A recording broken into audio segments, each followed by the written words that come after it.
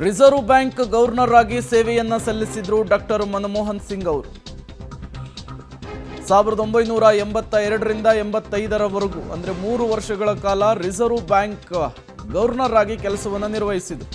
1991ರಿಂದ 96ರವರೆಗೂ ಕೂಡ ಭಾರತದ ಹಣಕಾಸು ಸಚಿವರಾಗಿ ವಿತ್ತ ಸಚಿವರಾಗಿ ಕೆಲಸವನ್ನು ನಿರ್ವಹಿಸಿದರು. ಆಗಿನ ಆರ್ಥಿಕ ಸುಧಾರಣೆಗಳು ಈಗಲೂ ವಿಶ್ವದ ಮನ್ನಣೆಯನ್ನು ಪಡೆದಿದೆ.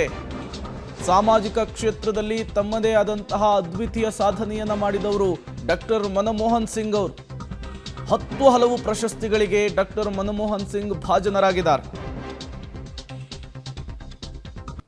ಇದೇ ವಿಚಾರಕ್ಕೆ ಸಂಬಂಧಪಟ್ಟಂತೆ ಮಾತನಾಡಲಿಕ್ಕೆ ಕಾಂಗ್ರೆಸ್ ನಾಯಕರಾದಂತಹ ಈ ಕುರಿತಂತೆ ಮಾತನಾಡಲಿಕ್ಕೆ ಕಾಂಗ್ರೆಸ್ನ ಹಿರಿಯ ನಾಯಕರಾದಂತಹ BL ಶಂಕರ್ ಅವರು ದೂರವಾಣಿ ಸಂಪರ್ಕಕ್ಕೆ ಸಿಕ್ಕಿದ್ದಾರೆ. ಸರ್ ನಮಸ್ತೆ. ನಮಸ್ಕಾರ ಸರ್, ದೇಶ ಕಂಡಂತಹ ಅಪ್ರತಿಮ ಆರ್ಥಿಕ ತಜ್ಞ ಮಾಜಿ ಪ್ರಧಾನಿ ಡಾಕ್ಟರ್ ಮನಮೋಹನ್ ಸಿಂಗ್ ಅವರು ವಿಧಿವಶರಾಗಿರುವಂಥದ್ದು. ಈ ಸಂದರ್ಭದಲ್ಲಿ ಏನು ಹೇಳೋದಕ್ಕೆ ಇಷ್ಟಪಡ್ತೀರಿ ಸರ್? ಡಾಕ್ಟರ್ ಮನಮೋಹನ್ ಸಿಂಗ್ ಅವರ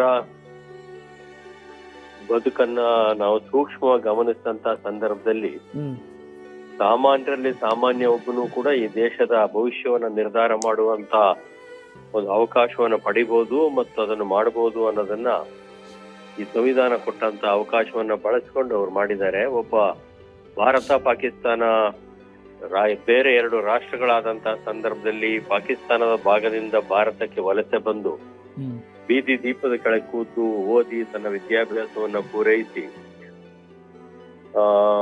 ಎಕನಾಮಿಕ್ಸ್ ನಲ್ಲಿ ಅರ್ಥಶಾಸ್ತ್ರದಲ್ಲಿ ಅತ್ಯಂತ ಹೆಚ್ಚಿನ ಒಂದು ಪದವಿಯನ್ನು ಪಡೆದು PhD ಯನ್ನು ಕೂಡ ಮಾಡಿ ಅದರಲ್ಲಿ ಒಂದು ಆರ್ಥಿಕ ತಜ್ಞರಾಗಿ ಮೂಡಿಬಂದು ಸರ್ಕಾರದ ಸೇವೆಗೆ ಸೇರಿ ಅನೇಕ ರಿಸರ್ವ್ ಬ್ಯಾಂಕ್ ನ ಗವರ್ನರ್ ಇಂದ ಹಿಡಿದು ಪ್ರಧಾನಮಂತ್ರಿಗಳಿಗೆ ಸಲಹೆಗಾರರಾಗಿ ಕೂಡ ಕೆಲಸ ಮಾಡಿದಂಥವ್ರು.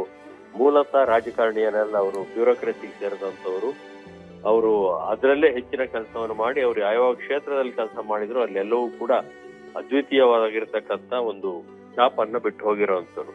ಅವರಲ್ಲಿರುವಂತ ಒಂದು ಪ್ರತಿಭೆಯನ್ನ ಗುರುತಿಸಿ ಅವ್ರನ್ನ ರಾಜಕಾರಣಕ್ಕೆ ಕರ್ಕೊಂಡು ಬಂದು ರಾಜ್ಯಸಭೆಯ ಸದಸ್ಯರನ್ನಾಗಿ ಮಾಡಿ ಅವರನ್ನ ದೇಶದ ಆರ್ಥಿಕ ಸ್ಥಿತಿಯನ್ನ ಉತ್ತಮಪಡಿಸಲಿಕ್ಕೆ ಕೊಟ್ಟಂತ ಅವಕಾಶ ನರಸಿಂಹರಾಯರು 90ರ ದಶಕಗಳಲ್ಲಿ.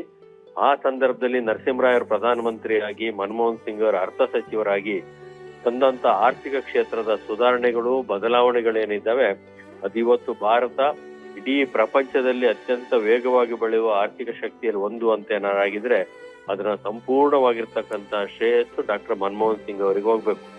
ಅದು ಆರ್ಥಿಕ ಉದಾರೀಕರಣ, ಖಾಸಗೀಕರಣ, ಜಾಗತೀಕರಣ ಅನ್ನೋದನ್ನ ಜಾರಿ ತಂದಂತ ಕಾರಣದಿಂದಾಗಿ ಅದುವರೆಗೆ ಕೆಂಪು ಪಟ್ಟಿಯನ್ನ ಇಟ್ಕೊಂಡು ಕೂತಿದ್ದಂತ ಭಾರತದ ಒಂದು ಆಡಳಿತ ನೀತಿ ಸಡಿಲಗೊಂಡು ಕೆಂಪು ಪಟ್ಟಿ ಮಾಯವಾಗಿ ಇಡೀ ಪ್ರಪಂಚದ ಎಲ್ಲ ಕಡೆಗಳಿಂದ ಕೂಡ ಆರ್ಥಿಕವಾಗಿ ನಮ್ಮಲ್ಲಿಗೆ ಇನ್ವೆಸ್ಟ್ಮೆಂಟ್ ಬರ್ಲಿಕ್ಕೆ ಪ್ರಾರಂಭ ಆದ ನಂತರ, ಬಂಡವಾಳ ಹೂಡಿಕೆ ಪ್ರಾರಂಭ ಆದ ನಂತರ ಇಡೀ ಎಕಾನಮಿ ತೆರೆದುಕೊಂಡಿತ್ತು.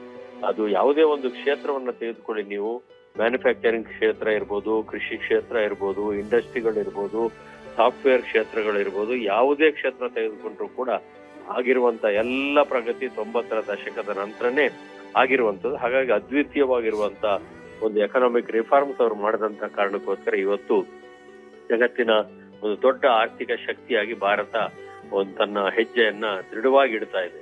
ಅದನ್ನ ಗಮನಿಸಿ 2004ರಲ್ಲಿ ಪ್ರಧಾನಮಂತ್ರಿ ಆಗುವಂತ ಒಂದು ಅವಕಾಶವನ್ನ ಸೋನಿಯಾ ಗಾಂಧಿ ಅವರಿಗೆ ಮಾಡಿಕೊಟ್ರು. ಅವರಿಗೆ ಸೋನಿಯಾ ಗಾಂಧಿ ಅವರು ಪ್ರಧಾನಮಂತ್ರಿ ಆಗ್ಬೇಕು ಅನ್ನೋದನ್ನ ಅನ್ಯಾನಿಮಸ್ ಆಗಿ ತೀರ್ಮಾನ ಆದಂತ ಸಂದರ್ಭದಲ್ಲೂ ಕೂಡ ಬೇಡ, ಆರ್ಥಿಕ ತಜ್ಞರಾಗಿರ್ತಕ್ಕಂಥ ಡಾಕ್ಟರ್ ಮನಮೋಹನ್ ಸಿಂಗ್ ಅವರಿಗೆ ವಹಿಸ್ಕೊಡ್ತೀನಿ ಅನ್ನೋ ಮಾತನ್ನು ಹೇಳಿದ್ರಿಂದ ಇವೆರಡು 90ರ ದಶಕದಲ್ಲಿ ಅವರು ಅರ್ಥ ಸಚಿವರಾಗಿದ್ದು 2021ನೇ ಶತಮಾನದಲ್ಲಿ ಅವರು ಆದಿಯಲ್ಲಿ ಅವರು ಭಾರತದ ಪ್ರಧಾನಮಂತ್ರಿ ಆಗಿದ್ದು ಈ ದೇಶದ ಸುದೀರ್ಘವಾದಂತ ಇತಿಹಾಸದಲ್ಲಿ ಅತ್ಯಂತ ಮಹತ್ತರವಾಗಿರತಕ್ಕಂತ ಘಟ್ಟಗಳು. ಅವರು ಪ್ರಧಾನಮಂತ್ರಿಯಾಗಿ ಮಾತು ಕಡಿಮೆ ಆಡ್ತಾ ಇದ್ರು, ಅದರ ಕೆಲಸ ಜಾಸ್ತಿ ಮಾಡ್ತಾ ಇದ್ರು, ಅದಕ್ಕೋಸ್ಕರ ಟೀಕೆಗೂ ಒಳಗಾಗಿದ್ರು. ಅವರು ಅನೇಕರು ಅವರನ್ನ ಮೌನಿ ಬಾಬಾ ಅಂತಲೂ ಕರಿತಾ ಇದ್ರು, ಬೇರೆ ಬೇರೆ ರೀತಿಯಲ್ಲಿ ಕರಿತಾ ಇದ್ರು.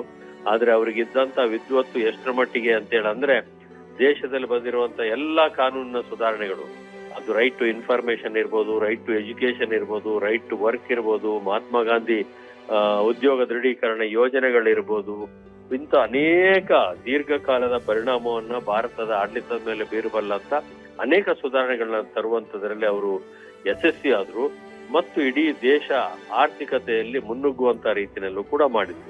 ಅವರು ಎಷ್ಟರ ಮಟ್ಟಿಗೆ ಅಂತ ಹೇಳಂದ್ರೆ ದೃಢವಾದಂತ ನಿರ್ಧಾರವನ್ನು ತೆಗೆದುಕೊಳ್ತಾ ಇದ್ರು ಅಂತ ಹೇಳಿದ್ರೆ ಅಮೆರಿಕದೊಟ್ಟಿಗೆ ನ್ಯೂಕ್ಲಿಯರ್ ಡೀಲ್ ಆಗುವಂತಹ ಸಂದರ್ಭದಲ್ಲಿ ಎಡಪಂಥೀಯರು ಮತ್ತಿತರೆಲ್ಲ ಅವರ ಸರ್ಕಾರಕ್ಕೆ ಬೆಂಬಲವನ್ನು ವಾಪಸ್ ತೆಗೆದುಕೊಂಡಂತಹ ಸಂದರ್ಭದಲ್ಲಿ ಅದನ್ನ ಲೆಕ್ಕಿಸಿದ ಸರ್ಕಾರದ ಅಸ್ತಿತ್ವವನ್ನೇ ಪಣಕ್ಕಿಟ್ಟು ಅಮೆರಿಕದೊಟ್ಟಿಗೆ ನ್ಯೂಕ್ಲಿಯರ್ ಡೀಲ್ ಮಾಡಿದ್ರಿಂದಾಗಿ ಇವತ್ತು ತಾಂತ್ರಿಕ ಕ್ಷೇತ್ರದಲ್ಲಿ ಮತ್ತು ಆರ್ಥಿಕ ಕ್ಷೇತ್ರದಲ್ಲಿ ಮತ್ತಷ್ಟು ಪ್ರಗತಿಯನ್ನ ಸಾಧನೆ ಮಾಡ್ಲಿಕ್ಕೂ ಕೂಡ ಸಾಧ್ಯ ಆಯ್ತು.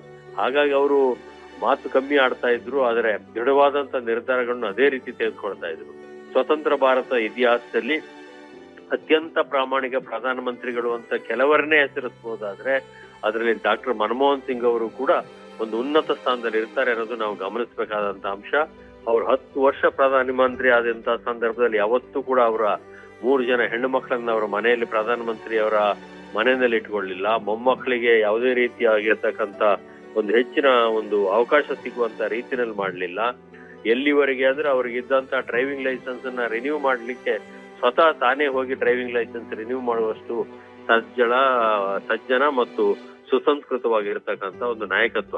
ಹೀಗೆ ಅವರ ವ್ಯಕ್ತಿತ್ವಕ್ಕೆ ಸಾರ್ವಜನಿಕವಾಗಿ ರಾಜಕಾರಣದಲ್ಲಾಗ್ಲಿ ಅಥವಾ ಮಾಧ್ಯಮದಲ್ಲೇ ಆಗ್ಲಿ ಸಿಗಬೇಕಾದಷ್ಟು ಮಾನ್ಯತೆ ಸಿಗ್ಲಿಲ್ಲ ಅನ್ನೋದು ಕೂಡ ಒಂದು ಖೇದಕರವಾದ ವಿಷಯ. ಅವರು ಅರ್ಥ ಸಚಿವರಾಗಿರ್ಬೋದು, ರಿಸರ್ವ್ ಬ್ಯಾಂಕ್ ನ ಗವರ್ನರ್ ಆಗಿರ್ಬೋದು, ಪ್ರಧಾನಮಂತ್ರಿಯೂ ಆಗಿರ್ಬೋದು. ಆದ್ರೆ ಇತರರನ್ನ ವೈಭವೀಕರಿಸಿದಂತ ರೀತಿಯಲ್ಲಿ ಮಾಧ್ಯಮಗಳನ್ನ ಅವ್ರನ್ನ ವೈಭವೀಕರಿಸ್ತಿಲ್ಲ. ಅವ್ರ ಬಗ್ಗೆ ಟೀಕೆಗಳೇ ಹೆಚ್ಚು ಬಂದು. ಆದ್ರೆ ಇವತ್ತು ಅವ್ರು ಇಲ್ಲದ ದಿನದಲ್ಲಿ ಮಾಧ್ಯಮಗಳನ್ನ ಗಮನಿಸಿದಂತಹ ಸಂದರ್ಭದಲ್ಲಿ ಅವರ ಬೆಲೆ ಏನು ಅನ್ನೋದು ಈಗ ಗೊತ್ತಾಗ್ತಾ ಇದೆ. ಅವ್ರು ಮಾಡಿರುವಂತಹ ಕೆಲಸಗಳೇನು ಅನ್ನೋದು ಈಗ ಗೊತ್ತಾಗ್ತಾ ಇದೆ. ಹಾಗಾಗಿ ವಿವೇಕಾನಂದರದ್ದು ಒಂದು ಮಾತಿದೆ, ಸಾಧನೆ ಇಲ್ಲದೆ ಸತ್ತರೆ ಸಾವಿಗೆ ಅವಮಾನ, ಆದರ್ಶವಿಲ್ಲದೆ ಬದುಕಿದರೆ ಬದುಕಿಗೆ ಅವಮಾನ ಅಂತ. ಹಾಗಾಗಿ ಸಾಧನೆಯನ್ನೂ ಮಾಡಿದ್ದಾರೆ, ಆದರ್ಶವಾಗಿಯೂ ಕೂಡ ಬದುಕಿದ್ದಾರೆ, ಅತ್ಯಂತ ಪ್ರಾಮಾಣಿಕವಾಗಿ ತಮ್ಮ ಜೀವನವನ್ನ ನಿರ್ವಹಿಸಿದ್ದಾರೆ.